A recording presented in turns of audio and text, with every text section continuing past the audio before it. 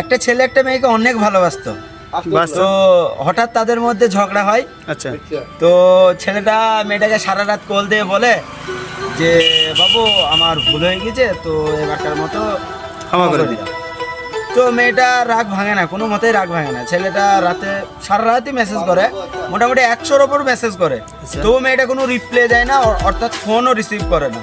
তাই? তো তারপর মেসেজ করতে করতে হঠাৎ মানে সকাল যখন 10টা বাজে, আচ্ছা। তো মেয়েটা ঘুম থেকে উঠে দেখে যে ছেলেটা 100-রও বেশি SMS আর 200-রও বেশি কল করেছিল। তাই? তো মেয়েটা যখন সকাল 10:30 বাজে, তখন ঘুম থেকে যখন উঠে দেখলো যে এতটা SMS এতটা কল। আচ্ছা। হ্যাঁ, তবে তারপরে যখন মেয়েটা কল ব্যাক করে, কিন্তু কলকে মানে রিসিভ করার লোকটাই আর নেই। তাই? যখন SMS করে, SMS এর রিপ্লাইও আর আসে না। কিন্তু মেয়েটা জানে না সেই ছেলেটা হ্যাঁ গলায় ফাঁসি দিয়ে নিজের জীবনটাকেই ঝুলিয়ে দিয়েছে, ঠিক SMS এর মতো। যে ছেলেটা সারা জীবনকার মতো সে মেয়েটার জীবন থেকে চলে গেল।